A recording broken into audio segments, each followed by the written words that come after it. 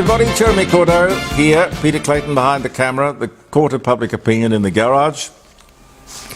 And looking forward to tomorrow where we can have a talk. I'll be giving you the telephone number and you can ring in and we'll have a chat at the dining room table. The Court of Public Opinion in a slightly different context. 3 hours of live streaming, jeremycordeaux.com, with anything that happens to be in the news, on your mind, close to your heart, getting up your nose or on your chest. Lots and lots of feedback, for which I thank you. This, which I made mention of, I think it was last Friday, and this was sent to me by Sue. The voice is really in place. The voice is already in place. Caught my eye.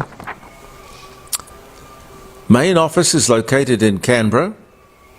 The following address: Charles Perkins House, 16 Bowers Place, Woden, ACT. This is the address of the NIAA, the recipient of $4 billion of taxpayer funds every year. 4 billion out of the 35 billion that is given to Aboriginal causes.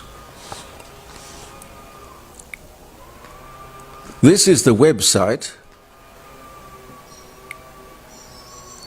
and I'll give that to you as well. It's niaa.gov.au.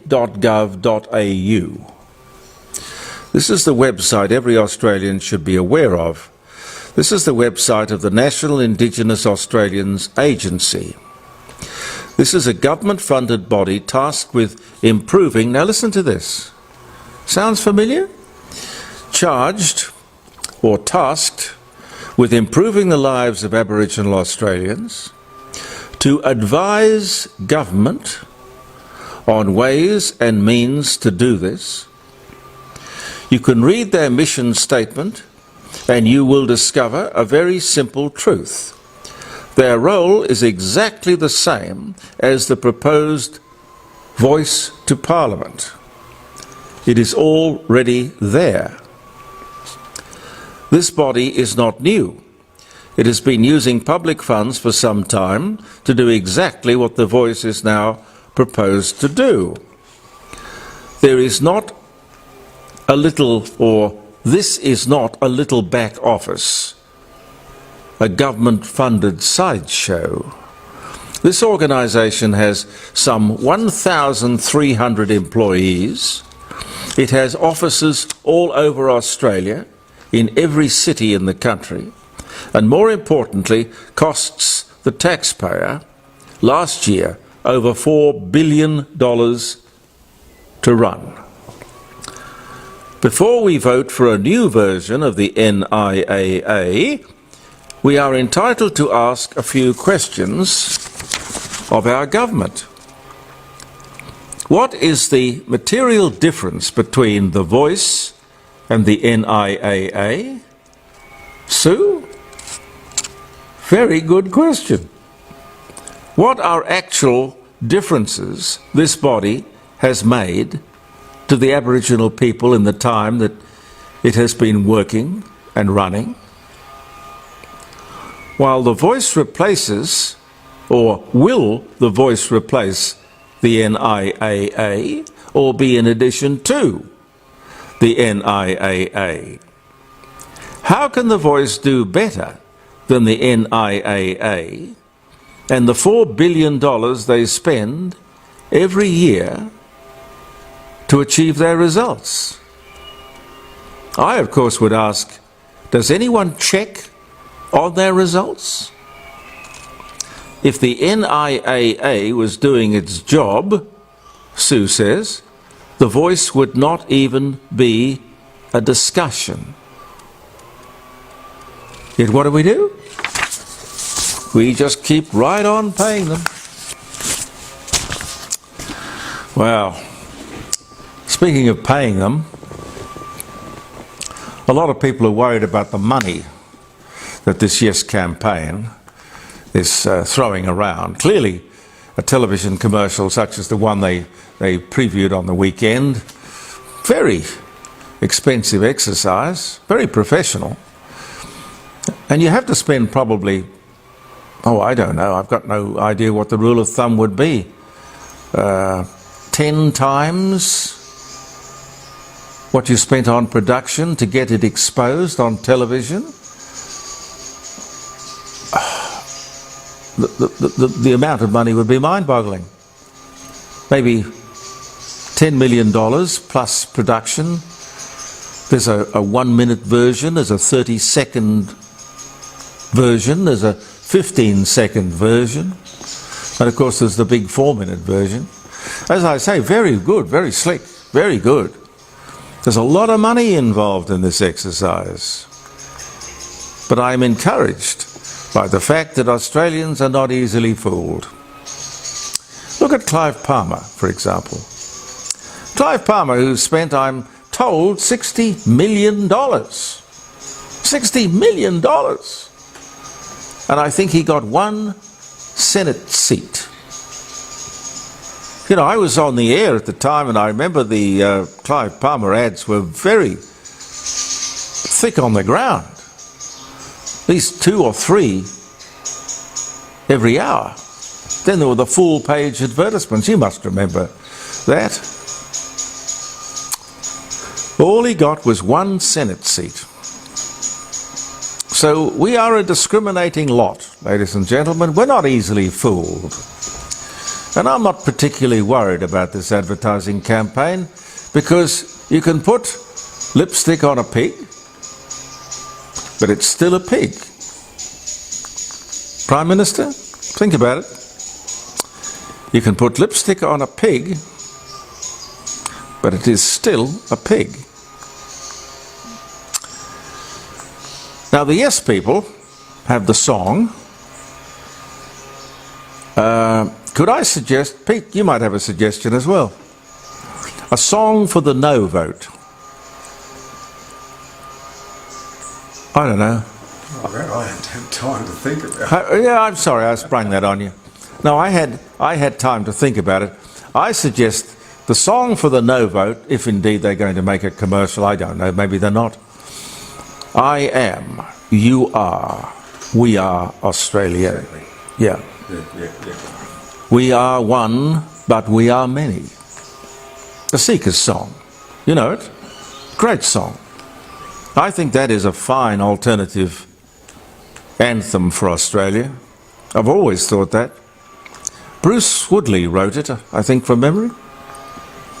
A song that unites our country, does not divide our country. Truly. I left the garage door open when we came in. Do you think that chainsaw in the background is annoying people? Well, I hope you can't hear it. Anyway, Labor, it strikes me, has essentially driven a wedge between itself and the Australian people. Prime Minister, we're not stupid. Years ago, people voted with their feet to leave the trade union movement. Less than, I think, 13% of Australians belong to a trade union these days. Yet they run the Labor Party. Therefore, they run the government. They run the country. And they're legislating, at the moment, more union control. More union control for them, less freedom for us. The worker must have choices and must have freedom, in my book. I really believe that. We must strive to maintain that. 13% of the population should not be able to tell the vast majority what to do and what to think. It's like the 3% of the population with this yes-no referendum.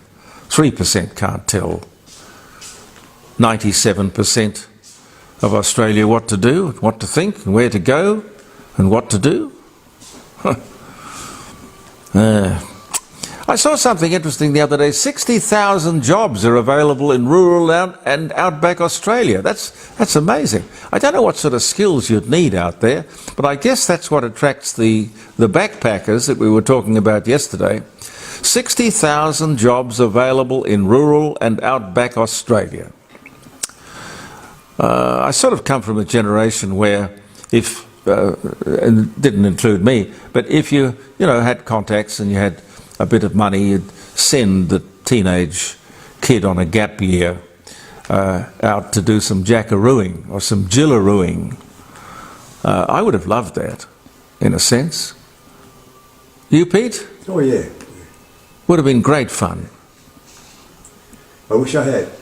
Yeah, well, I wish I had been, I don't know, better connected or something. Doesn't matter.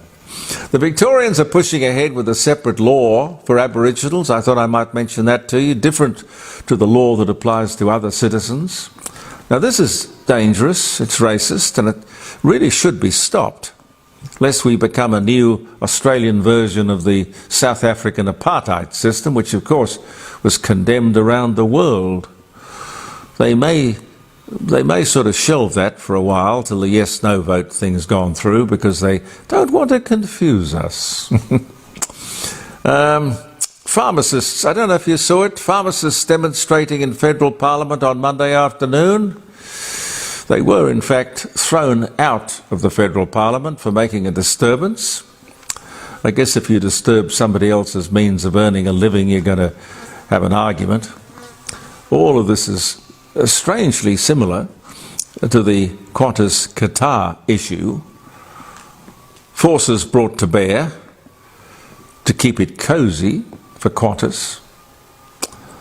God, you can't have cosy arrangements when you have to really, as a government, look after the people. Someone else flying into Australia, lowering airfares? Oh, the government should have embraced that immediately. But the government didn't. I think it had a bit of a conflict of interest. The government seems to have a similar problem with the pharmaceutical profession. Pharmaceuticals. Saving people should not, or saving people money, should not be controversial. I fail to see the argument from the Pharmacy Guild.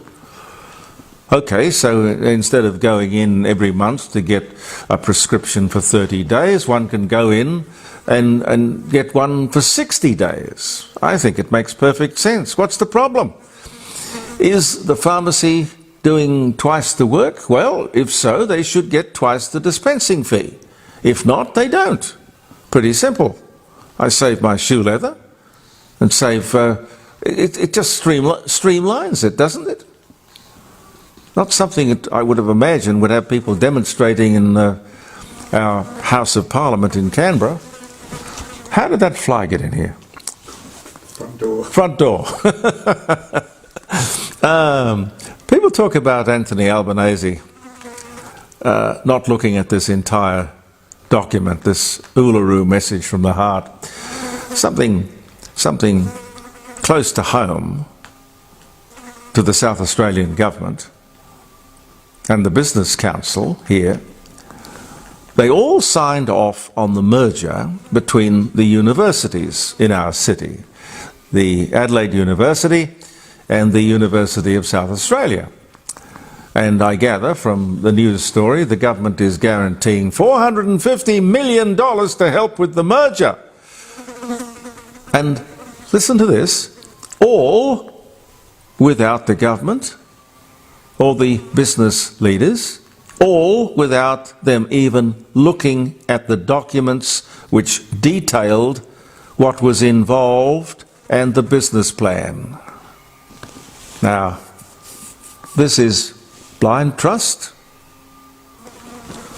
Or are they simply blind fools? I really don't know. I don't know. I want to talk to you next week about a lot of these lotteries that they're running. You can't turn a television set on without being hit with a charitable lottery of one kind or another. I want to talk to you about that. Now, Who have we got on to tag our show today? Shall we do the Western Australian... Oh yeah, the Western Australian legislation which was shelved, which gave Aboriginal people this remarkable control over land. And I remember when it came up, I suggested at the time that the Prime Minister had gotten on the phone to the Premier of Western Australia and said, listen, shelve this show. We don't want this confusing people. So they have shelved it, but it is really quite frightening in its implications that farmers can't farm. It's just fundamentally setting up two completely different Australias, which we must not have. But when you've got a total control of the Parliament, as the Western Australian state Labor government has in Perth, well, they can do what they like. But we can sure stop the voice. Anyway, just before we have a look at that, it's Brazil's National Day, September 7, and of course our royal show continues, or must be getting pretty close to finishing. on the weekend. On the weekend, yeah. Okay. Australia too won the right to challenge for the America's Cup off Newport, Rhode Island on this day in 1983. Martina Navratilova announced her defection from Czechoslovakia to the United States, 1975. Oh, Buddy Holly was born. We love Buddy Holly. Buddy Holly was born in Lubbock, Texas, on this day in 1936. Aaron Schroeder. Now there is a name. Pete, you write songs. Do you know him? Oh, he's great. Alan Schroeder. He was born in Brooklyn, New York on this day in 1926. He composed Good Luck Charm, Rubber Ball, you know, like a rubber ball, I'll come right bouncing back to you. It's Now or Never. He wrote Stuck on You. That's a good song. Stuck on You. Because They're Young. Now that was a great instrumental. Because They're Young. Big Hunk of Love. I Got Stung. Anyway, Aaron Schroeder, 1926. Gone to God, obviously. Graham Bell was born in Melbourne in 1914. The first rugby league match was played in England in 1895. Rudy Valley recorded the version of There Is a Tavern in the Town, and he has got that famous laugh thing in it. Some people actually call it the laughing song, but it's very good. There's a tavern in the town. There's a tavern in the town. Dum, dum, dum. I've got it somewhere. Not handy, but I've got it somewhere. I might play it for you on Friday morning if I can find it, because we play a lot of grabs of music. JeremyCordeau.com, 9 till 12, live streaming your phone calls. Please join us. Peter Lawford was born in the Second World War. Italy surrendered in 1943.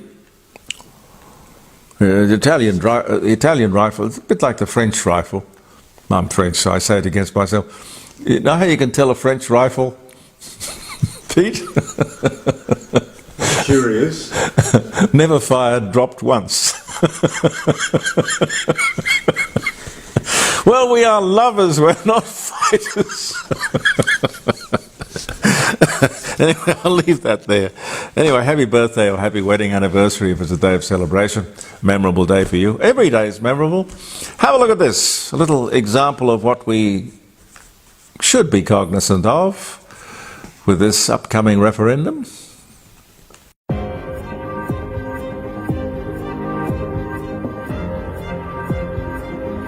Two major tree planting events were cancelled this weekend after an Aboriginal corporation demanded $2.5 million in return for its approval. It will require farmers to pay an Aboriginal consultant up to $160 an hour to get a permit to do anything on their land that might disturb more than 50 centimetres of soil. It's the greatest assault on private property rights since Federation, and a lot of people are waking up to it. The 2J real estate agent has been charged with breaching the Aboriginal Heritage Act after he built this crossing and pond without the proper permission. I've created a livestock sanctuary, and these guys have just ripped my heart and my soul out. Farmers feel absolutely ambushed. These are the people that are responsible for putting food on our plates, feeding the nation, feeding the world. There's 5,700 farmers that are affected and 60,000 small landholders. And the penalties could include $25,000 up to $1 million. $20,000 fine and 9 months imprisonment for putting a crossing across my creek so I can get to my house on my own property. This is just more regulation, more red tape, an entirely new, massive, unelected, unaccountable bureaucratic apparatus that basically renders any notion of private property obsolete. A lot of concern that these sorts of laws will go across the nation if the voice gets up. Well, this is a glimpse into the future that I don't think the majority of Australians want. Imagine what it would be like if the voice referendum is successful. This is a modest request. A modest request. Authorised by Keith Pitt, LNP Bundaberg. Thanks for viewing the Court of Public Opinion, ladies and gentlemen. As I said a moment ago, I look forward to your company live streaming tomorrow from the kitchen table. JeremyCordeau.com, and I'll give you plenty of phone numbers, or there's one phone number, and we'll remind you of that, and I look forward to talking to you, and we'll be back with these postings on Facebook next week. I'm Jeremy Cordeau. Peter Clayton and I wish you a very, very happy weekend. I'll have an opportunity to do that again tomorrow. Bye for now.